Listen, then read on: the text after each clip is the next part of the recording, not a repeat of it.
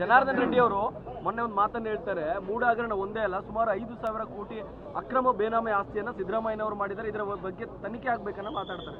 ಕಾಗಿ ಕೋಗಿಲಿನ ನೋಡಿ ಎಷ್ಟು ಕರ್ಗೈತೆ ಅಂತ ಹೇಳ್ತಿತ್ತಂತ, ಹಂಗಾತು ಜನಾರ್ದನ್ ರೆಡ್ಡಿ ಅವರು ಸಿದ್ದರಾಮಯ್ಯ ಸಾಹೇಬ್ರ ಬಗ್ಗೆ ಮಾತಾಡೋದು.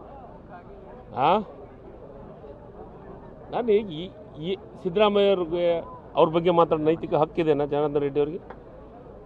ಯಾಕೆ ಜೈಲಿಗೆ ಹೋದರು ಸಿದ್ದರಾಮಯ್ಯ ಜನಾರ್ದನ್ ರೆಡ್ಡಿ ಅವರು? ಅದ್ರ ಬಗ್ಗೆ ಮಾತಾಡೋಕ್ಕಾಗತ್ತಾ? ಇಲ್ಲ, ಸಿದ್ದರಾಮಯ್ಯರ ಬಗ್ಗೆ ಮಾತಾಡೋಕೆ ನೈತಿಕತೆಯೇ ಇಲ್ಲ ಜನಾರ್ದನ್ ರೆಡ್ಡಿ ಅವ್ರಿಗೆ.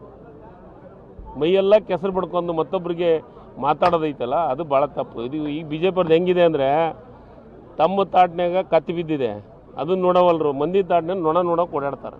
ತನಿಖೆಯನ್ನು ಎದುರಿಸಿ ಆನಂತರ ಈಗ ಇದ್ರೆ ತನಿಖೆಯನ್ನು ಎದುರಿಸೋಣ.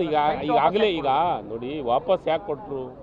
ಅದು ಆ ಮೇಡಮ್ ಅವ್ರು ಮಾಡಿದಂಥ ನಿರ್ಧಾರ, ಅವ್ರ ಹೆಸರಲ್ಲಿ ಇತ್ತು, ಅದು ಅವ್ರು ನಿರ್ಧಾರ ಮಾಡಿದ್ರು. ಯಾಕೆ ಎಲ್ಲ ಒಂದು ಕಡೆ ಮುಖ್ಯಮಂತ್ರಿಗಳಿಗೆ, ನನ್ನ ಯಜಮಾನ್ರಿಗೆ ಏನೋ ಒಂದು ಇದು ಆಗುತ್ತಾ, ಅವ್ರು ಎಂದೂ ಕಪ್ಪು ಚುಕ್ಕಿಯನ್ನು ಇಟ್ಕೊಂಡಾರಲ್ಲ ಅನ್ನೋ ದೃಷ್ಟಿಕೋನವನ್ನು ಇಟ್ಕೊಂಡು ಇವರು ಅದನ್ನೇ ದೊಡ್ಡದು ಮಾಡುವಂಥ ಕೆಲಸವನ್ನು ಬಿ ಜೆ ಪಿ ಮತ್ತು JDS ಅವ್ರು ಮಾಡ್ತಾ ಇದ್ದಾರಲ್ಲ, ಅದಕ್ಕೆ ಅವರು ನಿರ್ಧಾರ ಮಾಡಿದೆ. ಯಾಕಂದ್ರೆ ಅವ್ರ ನಿರ್ಧಾರ ಅದು, ಆ ನಿರ್ಧಾರಕ್ಕೆ ನಾವೇನೋ ಅನ್ನೋದು.